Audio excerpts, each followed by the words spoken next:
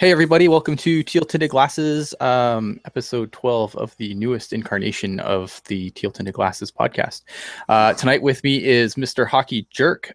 Before I get to Jerk, Kevin Lacey will join us at some point in the evening. He's running a little late, but because it's late for me, we're just going to go and he can join in progress, which we look forward to. Mr. Hockey Jerk, how are you tonight? So I think the 20-year anniversary of the Wayne Gretzky trade. Oh, sorry, that was last week. It was the 19. It wasn't like that. It wasn't even like an actual even year. It was like some stupid. No, 31,000 days ago, our boy left it. Anyway, no, I got flack for that in the comments though. Did you realize this? Did I really? I believe you got. I believe you did get a little flack. I think it was on the Teal Tinted Glasses page, not the discussion group, just the page where kind of everything gets posted from articles and whatnot. I'm gonna have to go look. You got a little flack, I remember. I just said kids. LOL. Hey, look, Jessica's here. Awesome. Steve Cropper's here, which is also good. Hello to everybody watching the show. Thanks for joining us on another August, middle of nothing going on hockey podcast. I mean, how can you go wrong? Where are you going to get this just mindless banter? And Laurel's here, which is awesome. I feel like it's like an episode of Romper Room. I see Laura and Jessica and Steve and M. Hackle. This is fantastic. And probably Romper Room, like, man, I probably just dated myself pretty hard there. All right, let's get down to business because this is quickly flying off the rails here. I guess we should start with Leon Draisaitl. 8 years, $68 million deal, carries an $8.5 million cap hit AAV.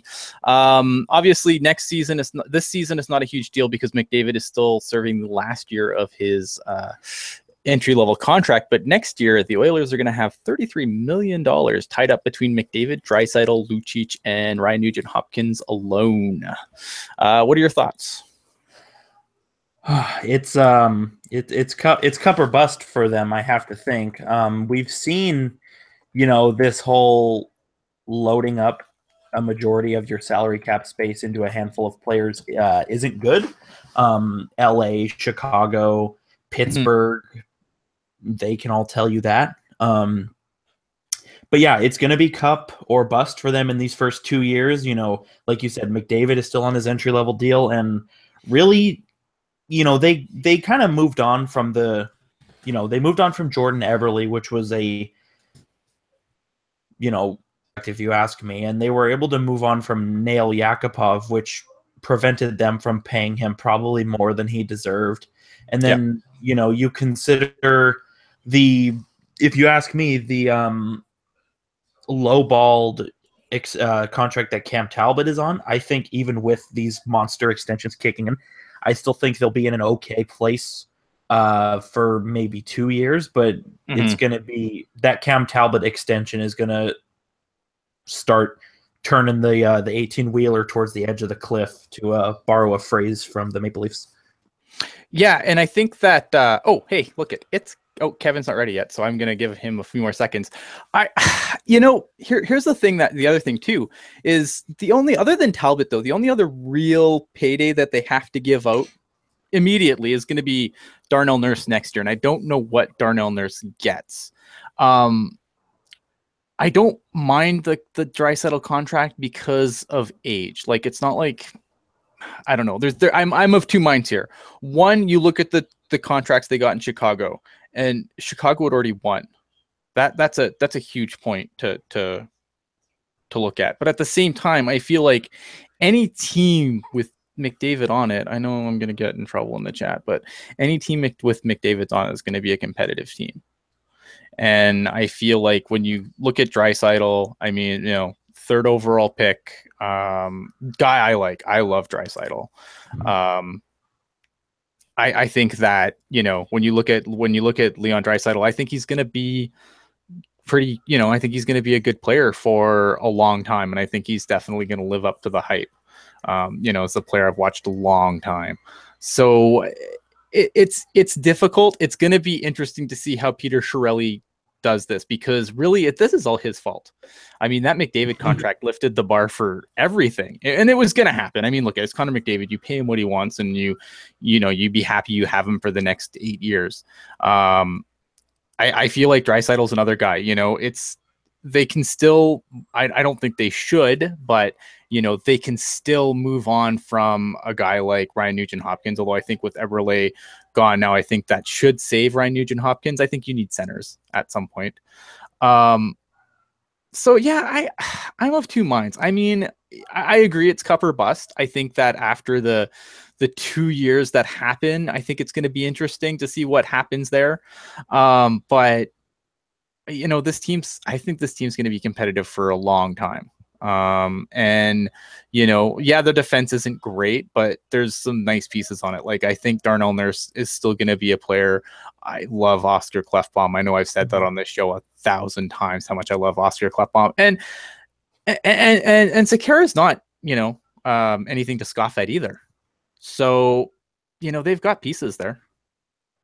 Yeah, agreed. And, you brought up a good point too about having centers. I think for the short term, obviously, I think you want to have Leon Draisaitl with Connor McDavid just to see if he can replicate that. And then I think when things start to get a little dicey in terms of salary cap, I think is when you'll inevitably see them try to move on from Ryan Nugent-Hopkins and try to have, Leon Draisaitl as the second line center. But I mean, I'm like you, I'm a big fan of Leon Draisaitl. I think he had an awesome year this year, and even the previous year, he spent a majority of the year playing center, and I believe put up around 50 points, which is not bad at all. But the key here is going to be, when he inevitably moves back to center, can he still score 70 points? And I think there's a lot of moving pieces to this because, obviously you want to see what happens with, Milan Lucic.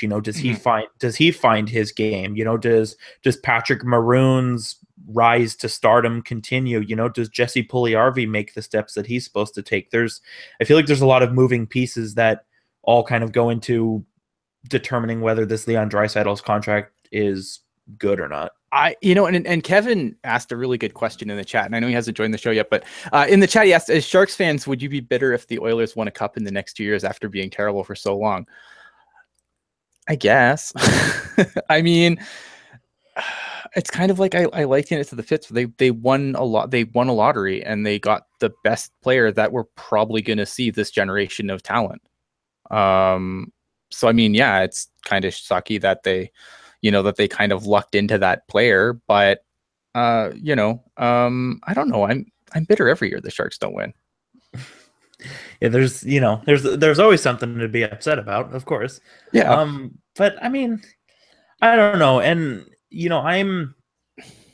I feel like even when the LA Kings won their Stanley Cups, I mean, that's about as bitter as you can be for a Sharks fan. And I feel like I was over it relatively quickly. I mean, at the end of the day, like, why, I don't know, take the Sharks fan aspect out of it. As a, strict hockey fan, like, it's kind of hard to hate on someone for being better than you, if that makes sense. Maybe that's just how I feel.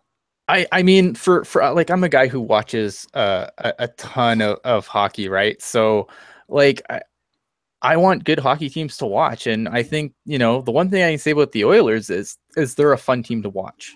They play that Todd McClellan system perfectly. It's not a boring style of hockey, as we can all attest to. We watched Todd McClellan hockey for forever. And, it's a fun team to watch. And if I'm flipping through the channels, flipping through Game Center, trying to find a game to watch because the Sharks aren't playing, the Oilers are, they're going to be at the top of my list, especially if it's, it's a late night game, looking for a late night game. I mean, it's, am I going to watch the Oilers or am I going to watch the Canucks or the Ducks or the Kings? No, I'm going to watch the Oilers, man. The Oilers are fun to watch. Yeah, I mean, it sucks that, obviously, does it suck that, the Sharks looked so close for so long and came up short? Yeah, but I mean, the Sharks aren't alone in that. There's lots of teams that, were better. I mean, look at Washington. Washington should have probably done something by now. You look at Philly a while back. Philly seemed like they were in the conversation for the cup every year. and they never won. One team wins the cup. 29 now, 30 don't. That's just life, unfortunately. Yeah, and it's you brought up a good point too. It's when I'm let's say the Sharks are not playing, whether they're eliminated or whether it's an off night or whatever. I'm with you. I want to watch a good hockey team, and the Edmonton Oilers. It's always especially the last 2 years. When their younger players have really started to step up, it's become more fun to watch. But it's Jessica saying. Man. I'm with you. I want a fun team to watch, and generally speaking, maybe it's because I'm an American who's starved for as much hockey as possible. I like generally watching the Canadian teams just because I think all around quality it's better. Presentation, rosters, commentary, everything you throw into it. So I'm like you. I'm just want some good hockey. I don't want it to be like a push to the playoffs type scenario, and you have two teams who are notorious for, being defensively first. And it's like, okay, well, you've lost my interest. I'm going to go, play the NHL video game and go have my own fun, Right. Yeah, no, I hear you. All right, so let's move on here to the Pasternak rumors, because obviously you have David Pasternak's 21, which means that Boston clearly has to trade him. Like, the clock's ticking. They're on the clock now, right? Of course. So Brian Lawton's an interesting cat, because like any other, he's plugged in a little bit, but I don't, he's not your most reliable source, but I don't think he should be just dismissed out of hand either. You know what I mean? Like, he's not Elliot Friedman, but he's also not Eklund. TTG5. So, he claimed that obviously that they're having trouble getting a contract done. Obviously, with all these contracts that are being thrown around, when you look at Ryan Johansson, you look at Kucherov, you look at, what Draisaitl got now. So now they're having trouble getting a deal done for Pasternak, so they say. The Bruins were really quick to deny the rumors, obviously, as well they should. But at the same time, there's a part of me that goes, yeah, but this is still the Bruins. Like, this is a team that traded, Phil Kessel and Dougie Hamilton and Taylor Seguin. Like, this isn't exactly out of the realm of possibility with this team, and it's like, I know the first thing I tweeted, like, is I can't wait to find out what personality issues that Pasternak has. It would be, it would be so Boston for them to just move him, like you said, for fabricated personality issues. He didn't hold the door long enough for the veterans when they were coming through, or something ridiculous. But I don't know, they're not really writing themselves a good story here. I mean, you mentioned Seguin and Dougie Hamilton and Phil Kessel, but you even go back, you could argue that the Joe Thornton trade from their perspective at the time was the wrong move. Absolutely. I mean, hindsight is 2020, of course, but of course. They have a history of giving up on a guy relatively early and then essentially moving him for spare parts. I think they got 4 pieces in the Tyler Seguin trade, and all 4 of them are no longer on Boston. Like, that's not a good way to run your team. Kevin, welcome to the show. How are you tonight? I was hungry. Yeah, I needed dinner before I came on. Sorry, folks. That's a-okay, man. Food is definitely important. Tonight's podcast is brought to you by Foster Farms Chicken Nuggets and Luke's Chips. Wow, there we go. Anyway, David Pasternak, I do feel a little bad for Boston here, because this is a player who played Tier 2 hockey in Sweden when he was drafted.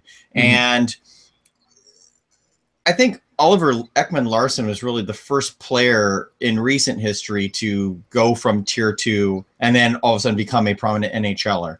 And he kind of set the bar of, maybe Tier 2 hockey isn't that bad, but still not that good either. So the fact that the Bruins were able to pull Pasternak from Södertälje in the Allsvenskan, or whatever, it's not called the Allsvenskan anymore, but the second tier in Swedish hockey, pretty darn good pull. especially for all the grief we give the Bruins over their drafting. So to now have themselves in this situation is ridiculous. Like, what is going on with the management team? The scouting staff finally did what they needed to do for the Bruins, and now management can't seem to come up with a deal. Not to say it's all management's fault, because, hey, maybe Pasternak's agent is a moron. I don't know.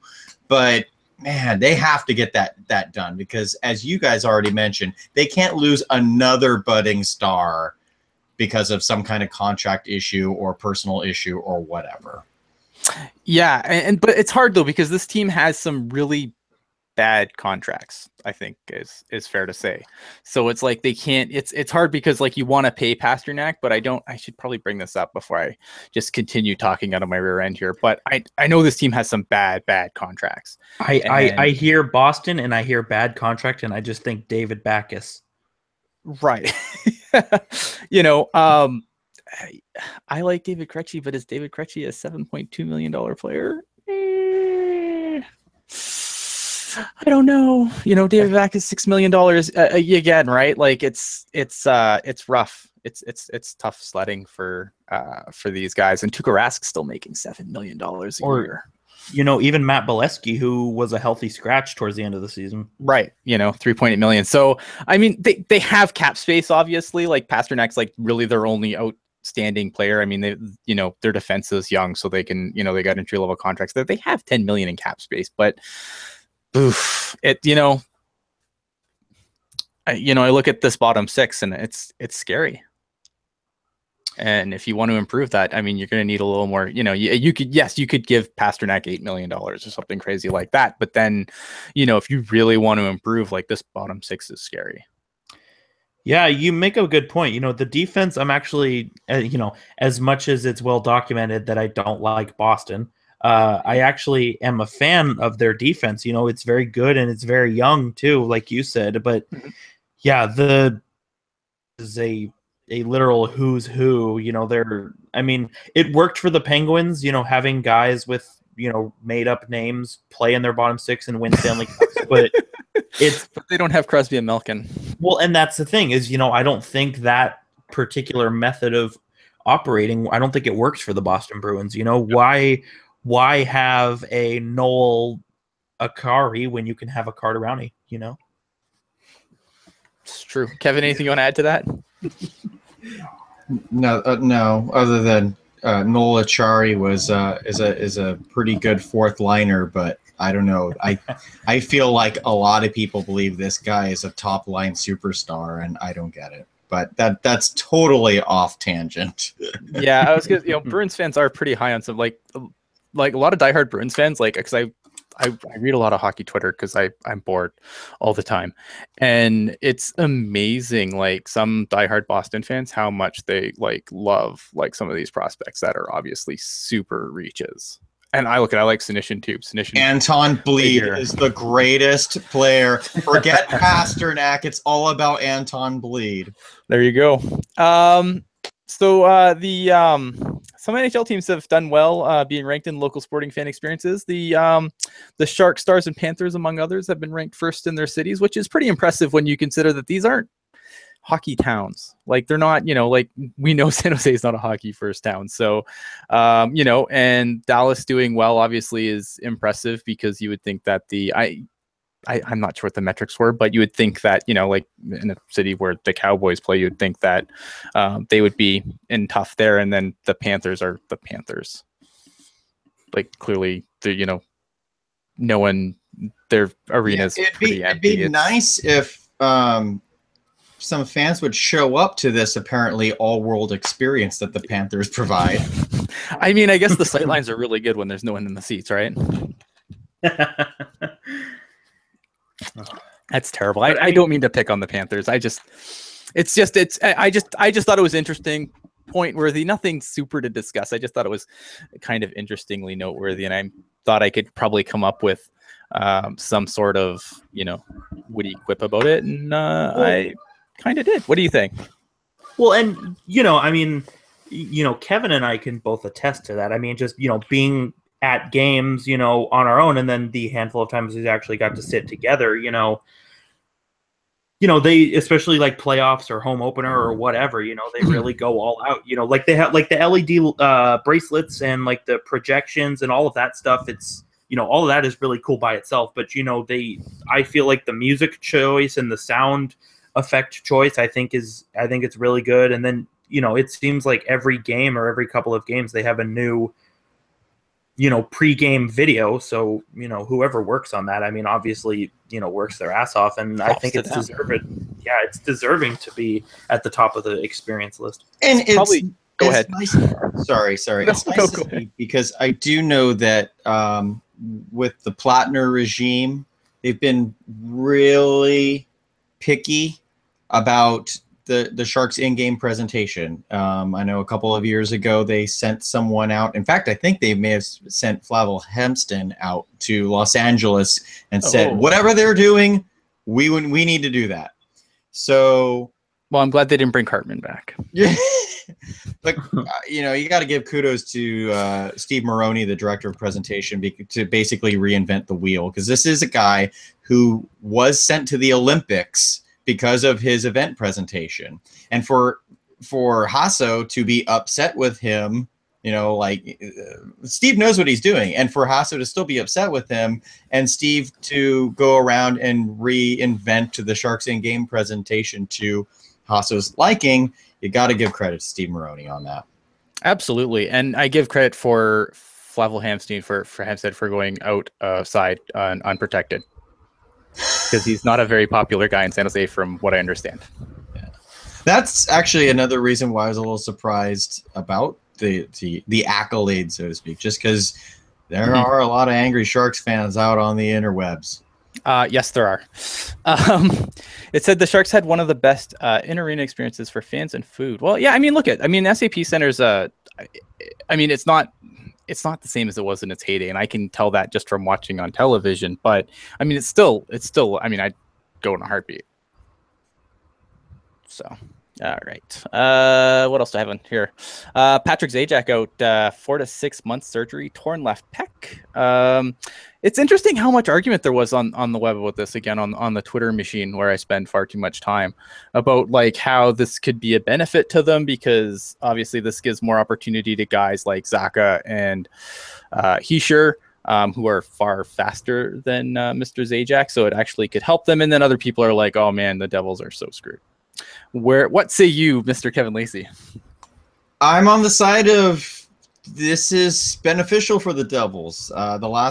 Now, I believe, I don't have the contract up, but I believe Travis Zajac is in long-term for between $4 and $6 million per season.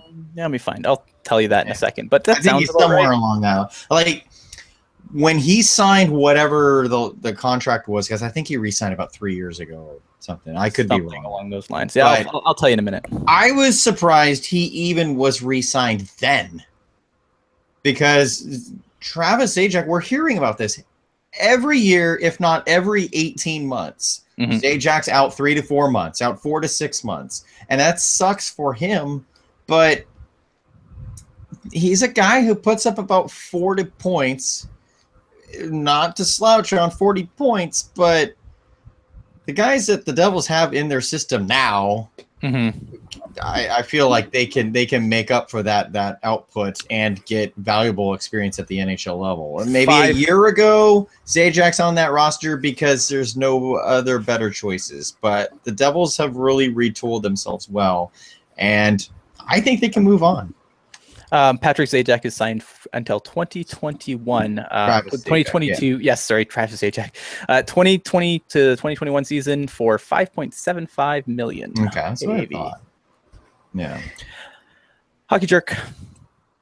But they bought out Camille. I don't know. I don't know. I mean, you look at the last 3 seasons, and that first year after he signed the extension was not good. Flat out, but then the last 2 years, like Kevin said, he put up 40 points. So he's, kind of turned the ship around a little bit in terms of getting things back on track. But at the same time, I think 40 points is way too low for a $6 million player. And I just think this position New Jersey is in, I think they would be beneficial to just play their young guys, as much as they can, and then kind of baby the way back into the Zajac situation and see where it goes from there. Yeah, I guess my only concern would be is Adam Henrique a first line center? I think with Taylor Hall, or do you throw like Nico Hischier completely to the wolves? I think they should have kept Michael Camilleri and made him the center. He can play all three positions and dump Zajac. Although then again, Camilleri's just as injured as Zajac is. Right. Like I think that's my concern with it is Adam Henrique a first line? Because I don't know if I don't know if you want to just throw Nico Hischier to the wolves right away like that. And I don't think I still like Zach in that 3C slot right now. I don't think he's ready to move up. So I don't know. I just don't know. In the Metro, I mean, are they better off? No, because they're in the Metro. They're not making the playoffs. So from that respect, they're damned if they do and they're damned if they don't. Because let's be honest, that Metro is just a meat grinder. It's silly hard. I mean, it'll be a little bit easier this year, but not much. So I don't know. I'm curious to see what they do. Matt Cullen refuses to die, signs a 1-year, $1 million deal with the potential of $700K in performance bonuses with the Minnesota Wild. I'm kind of shocked he didn't go out. He didn't call it a career, honestly. But you're far be it for me to tell a guy when to end his life, basically. Not his life, but I mean, when you're a professional athlete like that, I think for any job, really, I mean, you got to go when you're ready. You can't go before. So if his body's telling him he can go, I mean, good for him, right? Jerk. Yeah. I was surprised that he didn't sign back with Pittsburgh just because of, how cushy he had it there. I mean, he was on the fourth line most of the time, came up and played 3C when he had to, but, for the most part, I wouldn't say his role on the team was major by any stretch. He's not, scoring 70 points, but, he was still a crucial, piece to that puzzle. And I was surprised that he wouldn't want to, continue to ride the wave that is the Penguins and, stay with them for one more last year. But, at the same time, signing with Minnesota, I mean, it makes sense. It is the home state, and they did lose Eric Howla, who, kind of hurts their center depth a little bit. So I think the Wild are really banking on Cullen to get close to scoring 20 goals again. I think that's ultimately what they would want, but I don't know. And I don't know. I have a hard time seeing Minnesota making any major noise in the playoffs. I feel like Minnesota has become the new Caps West. Yeah, no, that's fair. Kevin, anything you got on this before I move on? I'm surprised he is going to play this season. I figured that when going on top, right? Going on top, right? Yeah, well, more than that, I just felt like with Mike Fisher retiring, he said, I'll make an announcement in a few weeks, which usually is he's not overly convinced about playing again. Right. Cullen, I think the day after Fisher did that, also said, I'll make an announcement in a few weeks. So I guess in this case, he just decided, I'll give it another go. I think the Minnesota signing is more of a home state kind of thing, though, right? Isn't he from Minnesota? I know that's. I'm pretty sure that's why he signed there the first time, because this is his second go around with the Wild, and I'm guessing he just wants to retire at home. But good for him. I mean, he's going to be 40. I don't know how much more he has left to give. I don't think it's a loss for Pittsburgh. I think Pittsburgh has way too many tools to fill in there.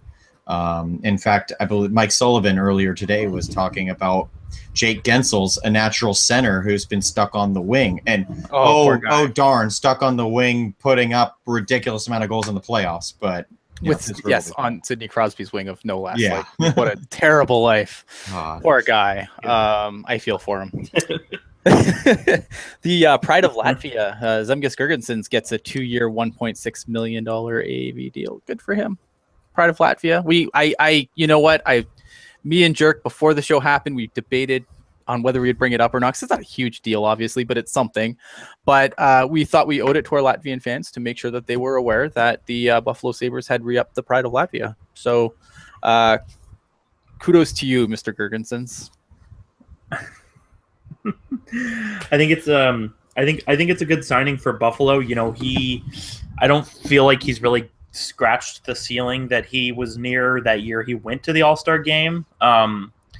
But I mean, you know, he's a good signing. You know, he's one of those guys who, you know, he's going to be your 3C, obviously behind Eichel and Ryan O'Reilly. But, you know, there's no reason Buffalo can't play him on the power play or even the penalty kill. He's, you know, for what they signed him for and where I think slots in, I think it's a no-brainer in terms of getting him locked into those 2 years. And I think these 2 years will be big for him to show, you know, okay, is he a 2C or is he, you know, a career bottom 6 guy? Yeah, I like the deal. I mean, the deal, the money, the term, everything is like, it checks all the boxes for me, as Zach would say. There's nothing not to like about this deal at all. Yeah, agreed. All right, so last on our list in the current segment, Pronman, Corey Pronman, of course, of ESPN, right? Yeah. He's come out with his prospect rankings again. I don't have the player rankings, but he has the Sharks overall 30th in the prospect rankings. Only Pittsburgh was lower. I guess I'll just go with initial thoughts. And are the Sharks too low? Kevin, go ahead. I don't know if they're too low because they have been in the bottom third for a number of years now. This might sound like a cop-out, but I think that right now we're in a new golden age of prospects to where even though the Sharks are in 30th, they're not hit as badly because of the super strong drafts we've seen in recent years. But it's disappointing. You and I and some other people on Twitter were talking about, you know, my argument was the Barracuda was the youngest team in all of North American professional hockey, but you did bring up a great point that the Barracuda also don't really have any great game-breaking talent. I think it was you. If not, it was Deegan.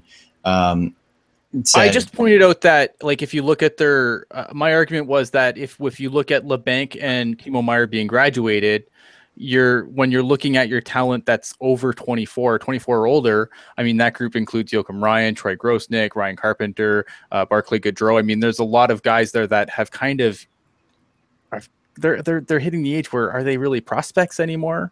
Well, I think part of that also is the fact that the Sharks like to draft college players. And so their first professional seasons are when they're 23, 24, 25 years old. But still, it's hard for me to argue against what Corey Pronman wrote about the Sharks being 30th, but I'm not too worried yet. Mr. Hockey Jerk. You know, the point that Kevin made isn't actually something that I didn't consider. You know, the fact that generally, as a whole, drafting and prospect turnout has gotten much better over the last handful of years. I think that's an excellent point that I didn't really see talked about a whole lot throughout the internet. So hats off to you, my friend. But I think, I don't know. I don't think they're like, I think they are too low because even with, you know, guys like Timo Meier and LeBanc and, you know, maybe Marcus Sorensen graduating, like you said, I still think, I don't know. They have some good pieces there, you know, like a Rudolph Spalkers and a Joachim Ryan and, you know, guys like that who I think can be a game-breaking talent if they, you know, make the right decisions and obviously take the right path in their development. But I don't think that they should be like top 10 either. I think at best they're maybe 20th. I think it's a little bit of the best of both, you know, like they should be better, but they're not, you know, the prospect darling of the NHL either. Yeah, I mean, I would be fine with them anywhere in the bottom third, to be completely honest with you. Look, I mean, we came on after the draft, and we've bemoaned. We can't, I feel like as objective podcasters, and we're fans too, I get that, but I think if we want to be objective, we can't come on and complain about all the safe picks and then be like all offended suddenly when the Sharks are ranked so low in the process. That's a great point. That's a great point. So I mean, from that point, I think there's, in my opinion, there are teams that should be ranked below the Sharks. I think Los Angeles for sure should be below the Sharks. Like, I don't understand how Los Angeles is ahead of us. They've had, barely any picks. Their picks have been, they've got a couple of prospects, but I don't feel like their small bevy of prospects are going to be like, they're nothing special. Like, there's some good players there, and I don't want to, completely diss the Kings, but I don't feel like their top end of their prospect pool is much better than our top end.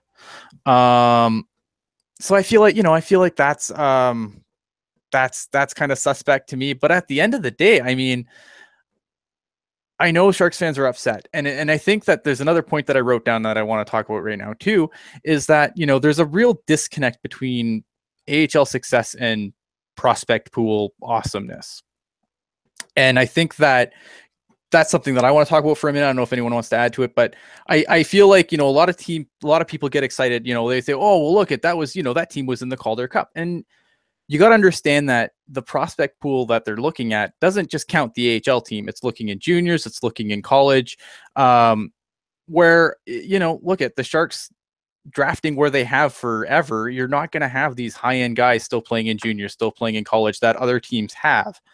And AHL success is not always indicative of future NHL success. Look, the Grand Rapids Griffins won the Calder Cup last year. They're the farm team of the Detroit Red Wings, but I'm not, do you think that Detroit's going to suddenly be awesome in a couple of years? I don't. Like, there's still some serious problems on that team. And if you look at the year before that, the Ontario Reign won, LA's farm team, same thing. LA is obviously on, I just said, like, their prospect pool isn't that great. You can have a good AHL team. Yeah, it's nice to have prospects, but you can stuff that team full of AHL journeymen and, and NHLers that are just falling out of grace and do just fine in the AHL. I feel like I would caution fans that when you look at, the Barracuda's success that last year, it's awesome that the Barracuda had success last year, but I wouldn't use that as your argument as to why are the Sharks ranked so low. Anyone else want to jump in on that? No, I think you bring up a very excellent point there. There are a lot of things you have to consider, how much the Sharks do draft college players. And, like you said, a lot of the time they don't make it to professional hockey until they're 23, 24. And you can even go back even further. I mean, Logan Couture, as good as he is, I think his first NHL season, he was 25. Mm-hmm. So, I mean, yes, he played in juniors, but still it was a long, journey for him, and took him a long path in order to get going. For Logan played, I think he was 20 or 21. I feel like, yeah, you know what though, but I remember going back in the time machine. Yeah, you're right. That Logan was for a while. Like, a lot of people were like, "Oh man, this guy's a bust," and I'm like, "Yeah, what? Like, why? Because he didn't score a hat trick every game in the AHL? Like, it's just silly people being silly." Yeah, you're right, Kevin. I was confusing him with somebody else. But my point being is, to Logan Couture, taken 7th overall or 9th overall or whichever it was, and even then it took him, 4 full seasons to get to the level that he's at now in the NHL. And like Ian said, there were a lot of people who were saying, oh, Logan Couture is, why did we take him so early? And he had good stats in Worcester, but I mean, like I said, it took him, for where he was taken, I feel it took him a little long to get to the Sharks, but I digress. My point is that, like you said, it's very easy for guys to have good showings in the AHL. I mean, you look at Barclay Goodrow, you look at Chris Tierney, you look at Matt Nieto, you look at, even some of the young guys, for different reasons, obviously, but you look at like Timo Meier, all of them had really good years with the Worcester Sharks / San Jose Barracuda, and then they come into the NHL, and I don't want to say that they're a non-factor, but they don't make as big of an impact, and I think that obviously goes into it as well. And I think, I don't know, I generally don't like assigning numbers to things because I feel like there's so many different factors that kind of go into everything. Kevin, anything you want to add to that, or do you want to move on? No, I'm good. I'm good. All right. Well, then moving on as I take a quick sip of my pop. So go ahead. This will lead into my finale late at the end of the show. But how will the Barracuda survive, since we're talking about prospects? How will the Barracuda survive after the announcement of the retirement of famed Barracuda legend Gary Steffes today? I was there when Gary Steffes played his very first AHL game for the Barracuda, and he played one whole other game. But anyway, congrats on your great ECHL career with the Allen Americans, Gary Steffes. There you go. Hey, multiple-time champion. Oh, man. Vince G asking, speaking of drafting, is the lack of amateur scouting in San Jose concerning for everyone? Since we're talking prospects, I figured it was relevant. We hit it now. I get nervous because it feels like the Sharks draft from a lot of the same places repeatedly. And I have come out and said many times that I'm a big fan of what they're doing in the USHL and the national development team. But I don't know. Sometimes it makes me concerned that just some of the weird leaps that they take when drafting and the weird places they take players from. Sometimes I just wonder, is it just because like they just don't want to go anywhere, or are they not watching? I don't want to say they're not watching junior games because obviously they have drafted players from the CHL. But I wonder, if they're watching some places a little more. Some teams get just comfortable drafting players out of certain programs, and I just wonder if the Sharks are too honed in on a couple of different programs. Jerk.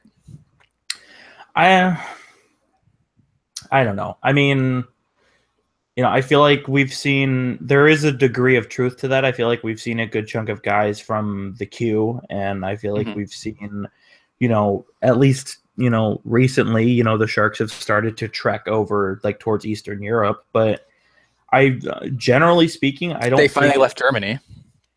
Yeah, seriously, but I don't think it's a location thing. I mean, this goes back to, us talking about, the Sharks always going for the safe pick, but I think it has to do with a type of player. I mean, the player they always draft, it's a smart but physical, two-way center who has offensive upside that they enjoy and, is a smooth skater. And, there's always something that needs to be worked on, but for the most part, you'll always hear, smart, physical, two-way player. And like I said, I don't really think it's location-based. I think it's more player-type based. I think you're right there. I Kevin. think especially with this year, I think it's the Sharks looking at a draft from the standpoint of we can at least have some guaranteed pick who's going to make it, like Josh Norris might make it as a third, fourth line player or something, versus, all right, we went for a boom and bust pick in the first 2 rounds, and then now there's no stable picks at the end of the draft, because there are no stable picks at the end of the draft. That's just how the nature of the draft. That's right. No, that's true. But I do think, go ahead. Sorry. I do think, though, that the Sharks scouting staff has become a bit jaded. Obviously, I've complained to the wind about them just letting Victor Arvidsson go for 3 years, not listening to Kevin Lacey and his endless letters to the scouting staff.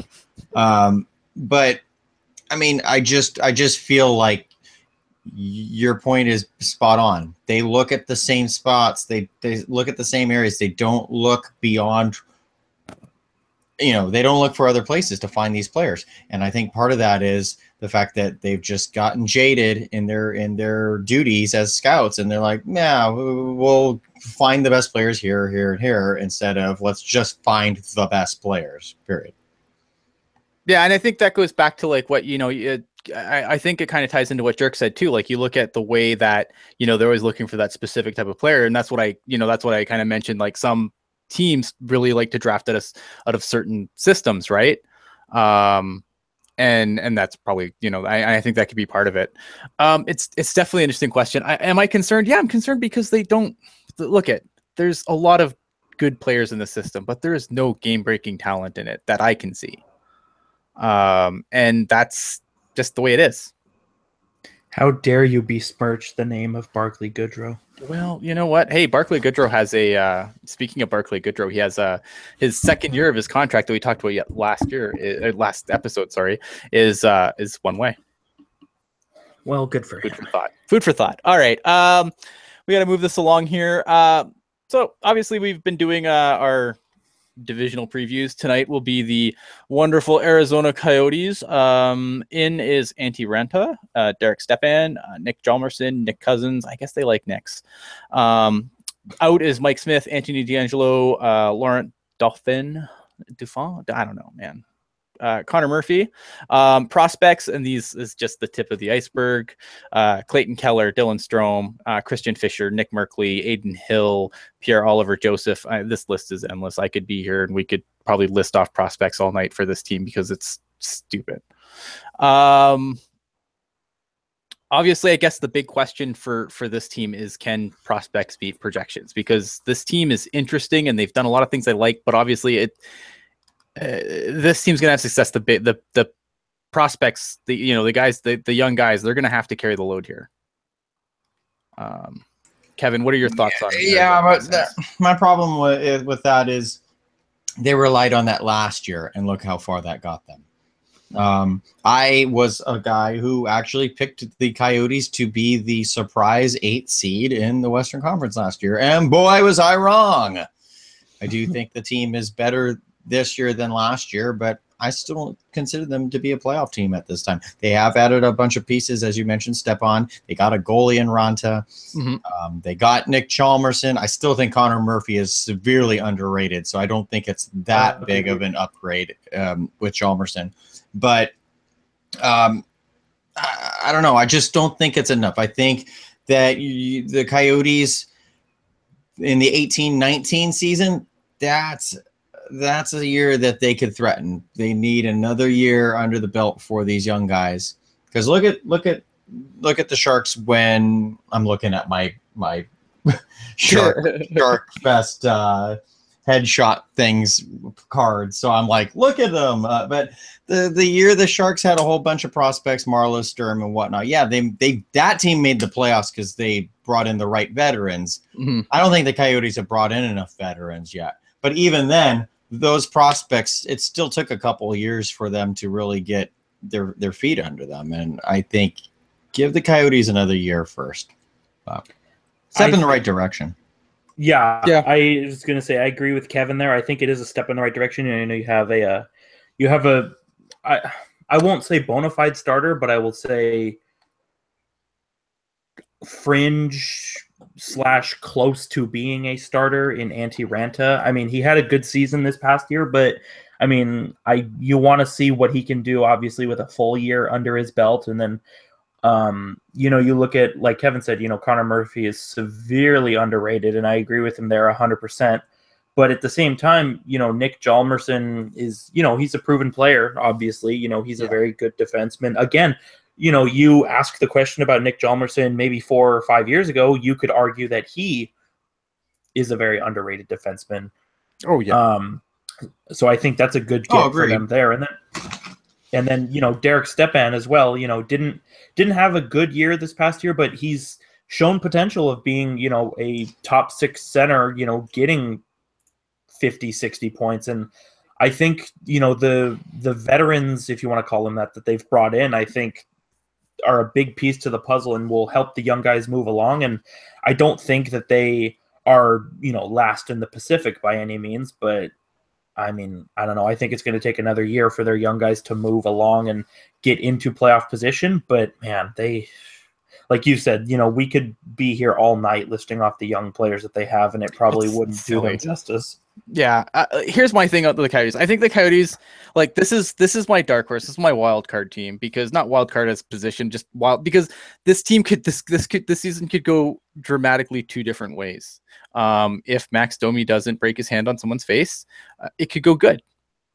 You know, if Dylan Strome is ready, you know, and they don't, you know, I think Dylan Strome's a player they have to be careful with, because it's so difficult, because like he's close, right? Like you could tell, like, I mean, obviously, like he was too good for junior last year. I think he's like averaging 2 points a game or something silly. You know, led his team to the Memorial Cup, you know, the whole bit. If he's not ready, they have to send him down. And he was stuck in that, you know, that weird purgatory where it's like he's not good enough for the NHL, but he can't go to the Roadrunners, right? This year he can go to the Roadrunners. And I think that if he's not ready still, I don't think that you cry bust. I just think you give him that time to get to where he needs to be. I like the step in thing. I think it gives them, you know, they needed a little veteran down the middle, and I think Derek Stepan can do that. He can play, you know, he can play throughout that lineup. He can play on the first line. He can play on the second line. You know, I like the Nick Cousins you know, Nick Cousins obviously maybe didn't live up to what we thought he was going to be when he got drafted, but solid bottom six forward. You know, bottom six center. I like Nick Cousins, yeah. The only really crappy thing for this team is that, you know, when I looked at their defense with adding Hjalmarsson, it wasn't amazing, but I mean, I still like Alex Goligoski. I like Oliver Ekman-Larsson, obviously. And I thought Hjalmarsson could fit fine with either of them, but losing Jacob Chekrin for however long they've lost him for, I mean, that's a huge blow to that defense. They came out a couple of days ago and said Jacob Chikrin will play this season. Great. Okay. Thanks for the ambiguity. So I mean, Chekrin, you know, that's a huge loss, man. And I think that, you know, so I look at the Coyote season can go either way. There's too many variables for me. Like, I feel like, yes, they're absolutely moving in the right direction. I mean, I've said it a billion times on this show. John Chaik is a bloody wizard. I think that this is, you know, maybe you're right. I think this year, I don't think that they're, you know, they're not threatening the Ducks or the Oilers, but if this team makes the playoffs, I'm not going to be surprised, because they definitely, I think they have enough pieces that they can do it, depending. But again, you know, a lot of question marks. Renta's never played more than 20, 30 games. You know, there's a lot of questions on this team. And you did pick Clayton Keller to be your Calder. Hey man, I love Clayton Keller. You know, yeah. And obviously, you know, and it's unfortunate because this team is going to be, you know, and I say this, I feel like I say this every year. It's like when the Coyotes are finally good, they're going to move. And I mean, you know, they don't have an arena to play in next year. So obviously that hangs over the team pretty heavy. Wait, they'll find a way. They always find a freaking. I know. But I have to say, I feel like I have to say it every season. You know, it's like, no, you do. It's unfortunate that I feel like, you know, the worst thing I think is for those fans is that, you know, the team's finally going to be good and they'll be gone. And that's just crappy for, you know, I understand that, you know, Arizona doesn't always draw the best, but I know, you know, I talked to many people from that fan base, and there are some very passionate fans there that have stuck with this team through all of this nonsense. And, you know, they're saints in my opinion for doing it, because I probably would have thrown my hands up forever ago. And you know what? And I'd feel really bad for them to have the team move and be awesome. Kind of like Quebec when Quebec moved. That's exactly where I was thinking. My question to both of you guys, though. Does Arizona need to go out and get a second goalie besides Antti Raanta? And I don't mean like if Raanta falters. I mean like, do you have any faith in the goalie behind Louis Domingue? I mean, because there's to me nobody behind Antti Raanta, and then after Domingue, there's nobody after Domingue. Yeah, Aiden Hill's not ready yet. Yeah. I think Aiden Hill's going to be a good goalie, but he's not yeah. ready yet. You know what? If Ronta falters, they're done. Like that's why I say this team could be, this team could be struggling at the bottom, or it could be fighting for a wild card spot. Yeah, I'm not. My faith in Domingue has faltered over time. I was kind of high on him a little bit before, but now I don't know. I just don't know. I mean, I've never liked the D in front of him. Yeah. It's interesting too, because it's going to be a new system this year. Like, this doesn't give you Dave Tippett hockey anymore. And I think that's a very important thing to point out too. So, maybe a new system maybe helps him. But yeah, no, if Ronta can't get the job done, they're in trouble. Okay. Let me ask you then, will Ronta do better than Mike Smith did? Because I think Mike Smith got an unfair shake. Injuries really hampered him, but I mean, he was an all-star goalie with a really bad defense in front of him. That's the problem, though. I mean, this is kind of a thing where there's lots of good goalies out there that unfortunately just can't stay healthy. I think of Robin Lehner. I think of Ben Bishop. I think of Mike Smith. I feel like, if Ronta, I don't recall Ronta ever having really any serious injury issues. So I feel like that, Mike Smith is good, but you hit it right on the head when he's healthy, and that hasn't been a whole lot lately. And Father Time's catching up to Mike Smith too. Let's be honest here. Yeah, I don't know. I think I'm gonna kind of answer this one by one. I think Louis Domingue, as much as his mental focus appears to have taken a hit over the last couple of years, I still think he is a serviceable backup. I mean, I could see the Coyotes go after a goalie like, similar to the LA Kings going after Peter Budaj when they did, where he's going to play in the minors, but, he has that NHL experience to where if you need him to, you can have him play. I think I agree with Ian. I think if Ronta goes down, then I think they're done. I think Louis Domingue has, passed the point of making an impact as an NHL starter. And then just to jump onto Mike Smith, I agree with Kevin. I thought Mike Smith got a raw deal in Arizona / Phoenix. And I think, especially you look at Calgary, with the defense he's going to have in front of him, he's going to really well in Calgary. And I mean, that was the whole thing with Mike Smith is, he would let in like, 3, 4, 5 goals a game, but his save percentage was still pretty decent because the Coyotes just allowed so many shots on goal. And I think with the Calgary Flames defense being, much better and, obviously not allowing as many shots, I think that, I think Calgary is going to have the Mike Smith that Arizona thought they were getting or thought they had after they went to the Western Conference Final. Here's the thing with Mike Smith too, though, and I kind of mentioned his age, and I think that's a big factor, though. I think you kind of need a goalie that can kind of grow with this team. Whereas, like we all admit that Arizona is going to be a good team for sure in a couple of years. But what is Mike Smith going to be at that time? Like, I feel like moving on is a gamble, but at the same time, when you don't want your goalie to be not good suddenly when your team's good and signed to a huge contract, like, $6.5 million, I believe, is his current deal. So I think that I still like moving on from Mike Smith. I think that, is Antti Raanta going to be able to do better? Obviously they hope that so, but at the same time, I feel like you need a goalie that's going to grow with that team and not be at the end of the road when it's finally ready to compete, making a ton of money.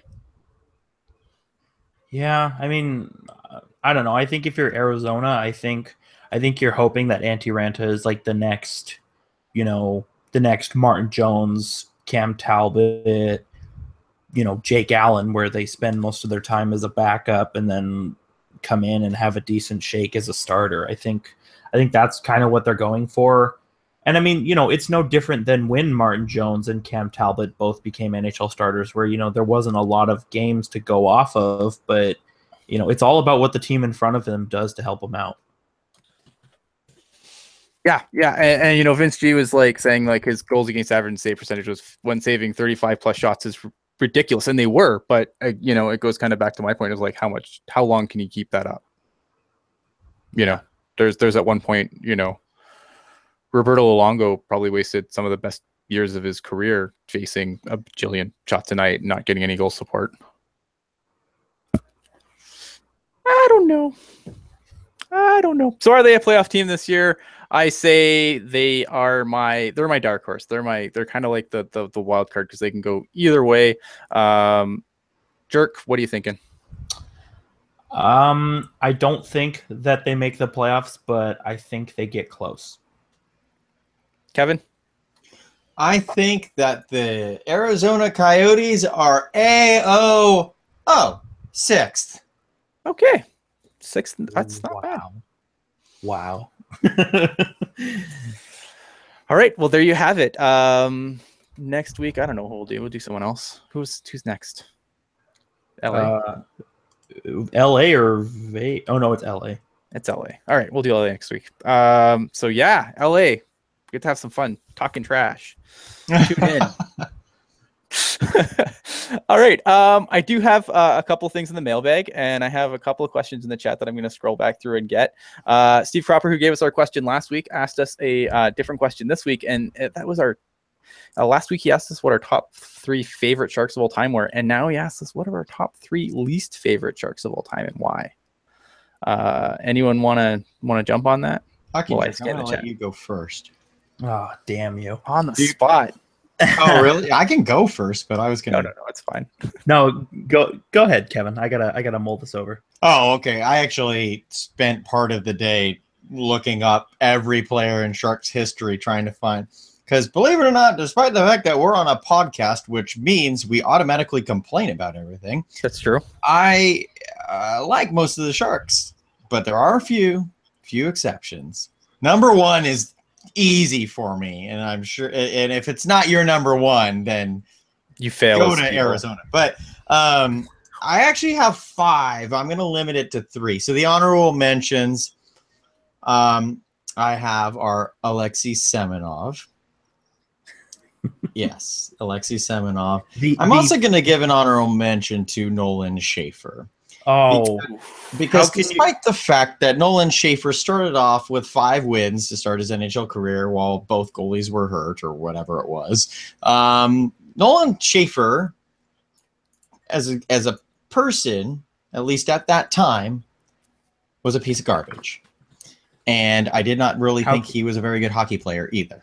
How can you say that about the shootout specialist? Yeah. Oh, yeah. Well, thank God the Sharks even made it to the shootout with Nolan Schaefer in net. Now, mind you, I feel like Nolan Schaefer has come around as far as his personal traits go, due to just some off-ice issues that happened, and it's a good story. So if you want to find out, search Nolan Schaefer and sadly Lyme disease, and you'll find out actually a nice, sad but nice story about Nolan Schaefer. Anyway, my bottom 3. Number 3 is Jim Fahey. Yeah, I'm throwing that one out there. Wow. And it's because Jim Fahey had all the promise in the world to be a very, very nice second pair defenseman. And he had a great rookie year. I don't even have the stats on me, but if I recall, I believe he had 21 points that rookie year. And things were up and up. He was a finalist for the Hopi Baker Trophy. And then that offseason, he decided to do the full Phil Kessel of just eat hot dogs and not care, and then showed up to training camp not giving a damn, goofing off. He was basically like a second grader who the teacher was constantly nagging to shut the hell up. You need to pay attention in class. And Ron Wilson was doing that all of training camp. Jim Fahey, like, you're expected to be on this team. He basically never saw the NHL again after that bad camp. So what a waste of your career, Jim Fahey. Number 2 is Kent Huskins. And mind you, I don't necessarily hate Kent Huskins, but I am always reminded of the fact that the Sharks traded Nick Bonino and a draft pick to get Kent Huskins and a whole 13 freaking games of Travis Moen. So Nick Bonino for Kent Huskins, no, and no. Didn't really like Huskins much. I always thought he was a second, like a Gus Young, a second pair, third pair AHL guy. I know he was liked in the locker room, but yeah, Huskins, sorry, bud. Number 1, Ed Belfour. Fuck you. Dang. Hey, friendly. All right. No, you know what? Ed Belfour, I'll let that slide. Getting rated R here. Yep. Go ahead, jerk. Okay. All right. Well, I'm kind of in the same boat as Kevin, where it was very hard for me to find somebody that I didn't like. And I will preface this by saying that, you know, so a lot of my choices will be relatively recent. But, you know, on my list, like Kevin said, Kent Huskins, you know, it's the same thing. You know, you trade Nick Bonino, who at the time was a, you know, quality prospect, and only won the NCAA championship the year he was traded. Exactly. And, you know, you trade him for, like Kevin said, a defenseman who probably should have been in the AHL, not because he needed to get better, but because he wasn't good enough for the NHL. And, you know, he was another case where I thought the Sharks held on to him for way too long. Like, you know, I recall saying, you know, okay, the Sharks need to get rid of Huskins. It'll make their defense better. And then, let's re-sign him for one more year. Why not? I think him, and I don't know. I think moving on from him was really smart choice. So obviously he's my number 3. Number 2, I don't know. Number 2, I would say, is Torrey Mitchell, only because he only came alive and actually did something, you know, when you never expected it. You know, he couldn't stay healthy. I think he broke his leg twice. And then, you know, when he was in the lineup, he was virtually a non-factor. And I mean, look how that went. Now he's playing in Montreal's like 4th line or farm system, if he's even made it that far. I believe he's playing their bottom 6. Yeah, well, there you go. And number 1. That's so hard. Wow. My actual number 2 is in Laurel just said it, and somehow he fell off my list, but I'm actually ranking him ahead of Kent Huskins. I really can't think of a number 1. This is really hard. Why don't you go ahead, Ian? I'm going to think about this some more. I mean, man, it's hard because you look through like you have to look through all the time. Yeah, obviously Belfour's on the list. Like Belfour can't not be on the list. He has to be on the list. And then if you really look back, I mean, it's so hard because like, you know, you don't want to pick on a guy for not being good, like just because he wasn't good. Like Ed Belfour was a jerk. And had his worst season in San Jose, of course. You know, I mean, if you want to just like crap on, I mean, Lucas Kaspar was annoying. You know, I mean, you could list off a whole bunch of guys that didn't pan out that you wish would have. Oh, I really wish Kaspar had you. Yeah. You know, we can beg on Nick Petrecki. You know what? I'm gonna go with man. I mean, Semenoff was awful, and I don't know why Doug Wilson kept him around so long. But he was like Joe Thornton's best friend that year. That's true. They were like Thornton and Burns, Thornton and Semenov. Like, why? Man, what's Thornton and defenseman? It's so hard. I mean, like, you guys have mentioned some great names like Huskins, obviously. Mark Bell. There's my other one. Mark Bell. I was waiting for that one. Mark Bell. I'm gonna go with Mark Bell. Okay. My first Belfour. Those are some good choices. I would say my first, and it's kind of a similar reason for, you know, Ken Huskins. You know, I never really was a fan of the Colin White signing way back when. I don't know. I thought he was past his best before date that last season in New Jersey. And then, you know, even then that year, you know, you have and Boyle and, you know, Brent Burns, and then, you know, you have the emergence of guys like Jason Demers, and guys like Justin Braun, you know. And I think, you know, you could make the argument that the Sharks went to the Western Conference Final the year before and they, you know, were beefing up to make it further. But I just think with the guys they had coming up, I think they would have been smart to just ride that out and see how it went. Because, you know, Justin Braun, who I will say when he first joined the team was a guy I consistently was bagging on. But you know what? He's that year specifically slowly evolved into, you know, one of my favorite kind of under the radar guys. And so I don't know. I don't think Colin White, you know, is the exact reason why the Sharks lost to St. Louis that year. But I don't know. I just thought he was past his best before date, even before he joined the Sharks. I was surprised that none of us picked Roenick, and I can't because, like, with the benefit of hindsight, I could pick Roenick, but I loved Roenick when he was in Teal. Like, I loved Roenick too. I almost got a Roenick jersey. Yeah, I can't, you know, and that's just it for Roenick. Like, have I soured on him greatly now? Sure, but at the time, I loved Jeremy Roenick, man. I can't, you know, if that game against Calgary, I mean, look at it. He was a gamer. Awesome game. Yeah, he was a gamer. I can't say bad things about Roenick when he was in Teal without the benefit of hindsight. So I think in good favor. I can't in good conscience put him on my list. Yeah, Laurel mentioned who I actually really believe is the consensus of all Sharks fans.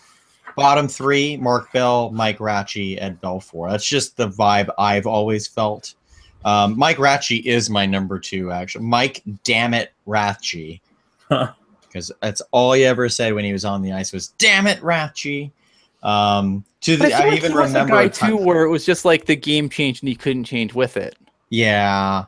No, he was bad. Like he wasn't up to par back in the late 90s either. But my ill will towards Ratchie is more like when I was a kid at Sharks Fest. I remember because Ratchie was the least popular player among Sharks fans at the time. So, and I felt bad. So I went over to his line to get his autograph. So, you know, and he completely blew me off the whole, like he just, all right. So anyway, talking to some random person working and I'm like, wow, okay, I am never getting your autograph again. Thanks for treating 13-year-old me like a piece of crap. Thanks, Mike. So yeah, fair enough. Yeah. Raffi Torres making all mentions. No, I liked Raffi Torres. I liked when Raffi Torres didn't step over the line. He was a good player. He in a small sample size, I thought that he brought something to the lineup before he had zombie leg. I got to move this along because we are pressed for time. Sanpolo 89 on Twitter asked any free agents that the Sharks should keep an eye on. I feel like we get asked this every week, but and as any of our main roster, do you feel like anyone's on the trade block? And I think I'll go first. I think if anyone was on the Sharks radar for free agent signings, they would have been signed already. And is anyone on the trade block? Yeah, maybe a defenseman, but maybe I'm not sure. Honestly, I think that Doug Wilson seems pretty intent on letting it ride with what he has this year and seeing what he has. Kevin. I think the Sharks are always in the market for a defenseman. I do think that if anyone gets traded, it'll be a forward. It'll probably be a bottom six forward. I don't know. I don't think that I think it's too in the middle of the summer to really think about it right now. I think once you get through training camp, it's easier to visit. As far as free agency goes, this is the point of free agency where all the players who are unsigned are desperate to sign with anybody. So I think the Sharks are going to sit pat. They're not even a team that usually gives out tryouts. So yeah. Like, I feel like I know everyone always asks about Yager. If Yager was going to sign with the Sharks, it would have happened already. Sorry, guys. I hate to be the bearer of bad. I'm a little worried about Yager. Hockey jerk. Guys who I would have on my radar, Thomas Vanek. I think he still has something left to prove. I thought he had a good half year, I should say, with the Detroit Red Wings. And then, things kind of spun off the rails for him in Florida. But I think Thomas Vanek is a guy who has something to prove. And like Kevin said, this is around the time where guys get desperate to sign for anything. And, we start to get into tryout territory. But, at the same time, if a guy if a team was going to sign a guy by now, he would have been signed. That's how it is. You don't just like, manufacture interest for somebody when all of a sudden the offer is much lower. Right. And then in terms of guys actively being shopped at this point in time, I would say nobody, but if, we're getting closer to the middle of the season, I would say Joel Ward. Obviously you want to see if he can replicate what he did that year the Sharks went to the Stanley Cup final. And if he can, then that's great, but if he can't, I think I could see Joel Ward either A, being, a bottom six forward like last year and nothing changes. B, he's a throw-in for a trade for a better rental player that will help the playoff push. Or C, he's, let's say the Sharks season completely flies off the rails. He's the first guy to go for a draft pick, if you ask me. Yeah, I see Joel Ward. For me, he's not a guy that's going to get shipped before the season starts. So that'd be a trade deadline thing, depending on where the Sharks are. I mean, either the Sharks are, in the tank, and they are, literally in the tank and not just playing in the SAP Center. And, they're selling off assets for rentals, selling off rentals, which Joel Ward would absolutely be, or, maybe they move him somewhere to beef up. But I don't know. I feel like if you are going into the playoffs and Ward hasn't completely dropped off, Ward, that's when the playoffs hit. That's when Ward's Ward, man. So I don't know. But I think if the Sharks are out of it, Joel Ward absolutely could be on the trade block.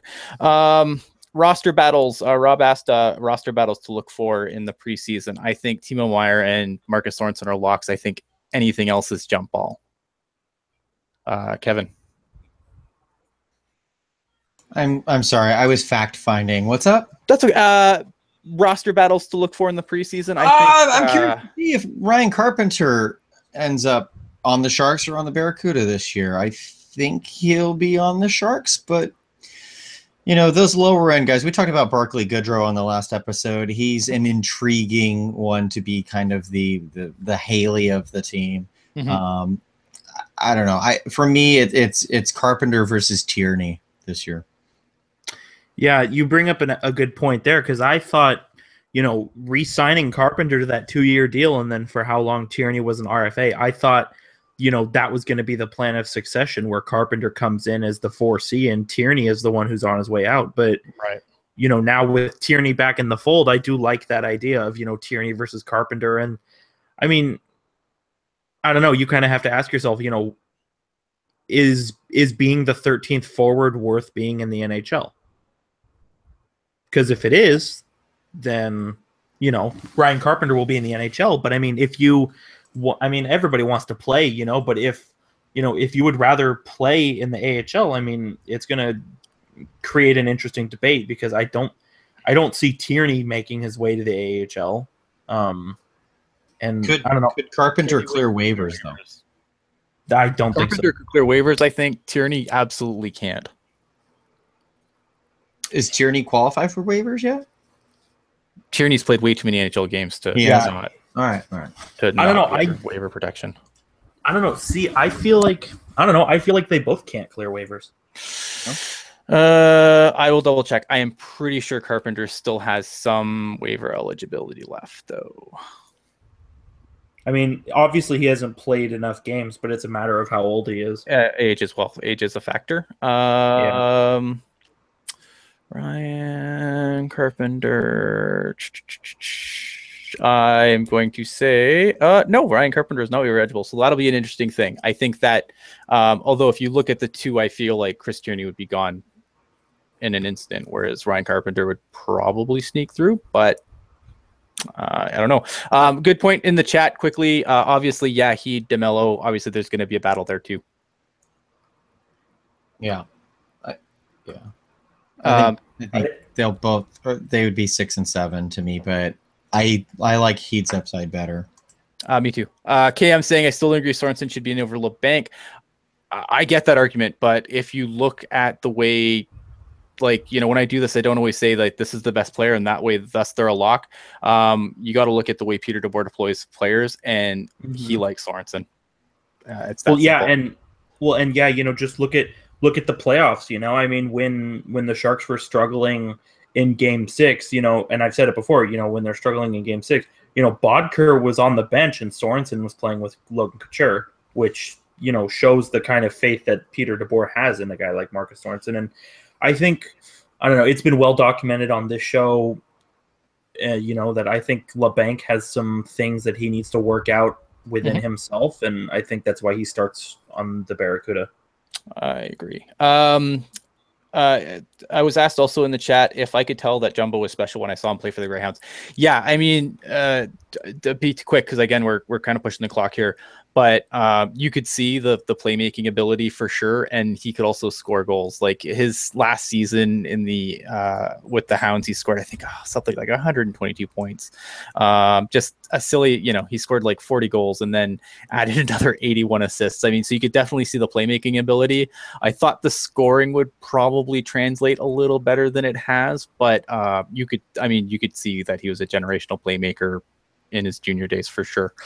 Anyone else watch Joe Thornton want to chime in on that? No. All right. This is a question I believe Jessica asked in the chat. Is the Pacific considered tough, or does it depend on how everyone is doing? I don't think the Pacific Division's a tough division this year. I think that it's wide open. I think that there's a few teams that could definitely make some news, and there's noise, and there's a couple teams that could fall short of expectations. But I don't know if I would call it tough. When I think of tough, I think of the Central and the Metro. I feel like the Pacific and the Atlantic are very wide open. Yeah. Kevin, Jerk, any disagreement on that? No, I agree completely. Yeah, I was going to say, if anything, I mean, I'm sure it's competitive, but I don't think it's the best division. Yeah, I feel like there's a couple teams that could make, but I feel like the top three are probably pretty locked in. Maybe not the top three, but the top two are for sure locked in, and then it's jump ball from there. Who is? Do you feel that in the? I'm just going to go AHL. Do you feel like the Barracuda are a playoff team this year in the AHL? I think they absolutely are. I don't know if they're going to tear it up like they did last year, but I still think they're absolutely a playoff team in the AHL next year. Yes. Yeah, they're a playoff team, but as I've said before, please, someone, Mike Helmo, you're looking for a team. Barracuda, sign Mike Helmo. Get someone at right wing, please. Yeah. Yeah, I feel like they're good. I feel like the Barracuda are good enough to win. I mean, as far as who makes it, you know what? I haven't even looked at who's going to be on the teams yet as far as like AHL. When the AHL gets closer, we'll talk about it for sure, guys. Don't stress. But right now, I don't, you know, I'm trying to watch what's going on in the NHL, trying to write a ton of articles for Puck Pros. I just haven't had time to look at the AHL, and really without knowing who's going to make it out of camp, it's really hard to predict right now. Hey, maybe Yager could fill that right wing spot on the Barracuda. Maybe. Any final thoughts, Kevin? In general? Yeah. I'm going to bring back the segment that was supposed to be a weekly segment and never really was. The Kevin's Random Fact of the Week. I mentioned Gary Steffes retired today. A whole bunch of players have retired recently, like Matt Green of the Los Angeles Kings, but I'm going a little off the board. Daniel Kreutzer of the DEG Metro Stars. I had a picture up, but I can't seem to have it up now all of a sudden. Oh, but anyway, Daniel Kreutzer, the reason why this is significant, he's a German hockey legend. He is, I believe, third all-time in games played. He played 937 games in the DEL, which is only a 52-game per season league. So that's quite remarkable to nearly play 1,000 games. He's third all-time in goals. I think he's second all-time in points. I actually got to see him play in Dusseldorf. Unfortunately, I don't have a picture of that, so here's just a picture of people wearing Kreutzer jerseys that I took on the concourse. But anyway, congratulations on a great career, Daniel Kreutzer. Yeah, absolutely. Mr. Hockey Jerk, any final words? Any final thoughts? I'm not a fan of the Pittsburgh Penguins. Okay. I just want to make that abundantly clear. I'm glad you tried to clarify that, but none of us believe you. You know, we're getting close to the season, and for those of you who don't know, Ian and I have this little joke where I hate Boston so much that I'm going to be drafted by them. Right. So I was actually drafted, and I'm ready to play with my new teammates come September. So look out for that. Nice. And you can follow me on Twitter at hockey_jerk. I've been kind of a ghost in the summer, but when the season picks up, your usual hot takery and douchebaggery will be back in full force. I think my final thoughts are that read my stuff on Puck Bros so that I get clickies and then I get monies. That's important. But honestly, no, just read it because I feel like I'm putting out some really good stuff there right now. Definitely putting a lot of work into it. So definitely check out my work at Puck Pros. I'll try and get something up on Teal Tinted Glasses as well at some point. So obviously, I think we're in the middle of summer. There's not a whole lot going on. As things pick up, we're going to try and get a lot more content on Teal Tinted Glasses.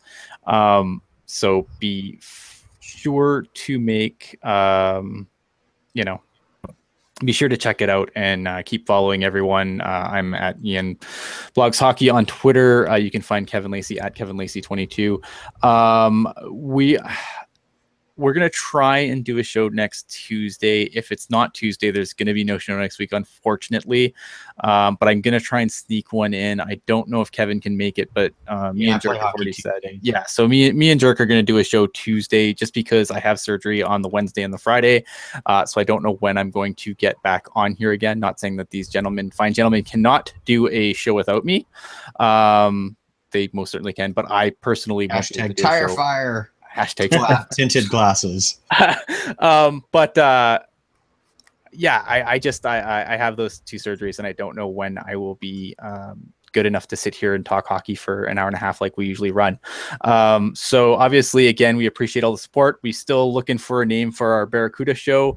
I haven't forgotten about that, although I kind of did until I was writing the notes tonight. I do have a few I do have a few in the queue already that I have written down. So keep them coming, guys. And other than that, thank you obviously for taking the time to watch us at in your summer evening.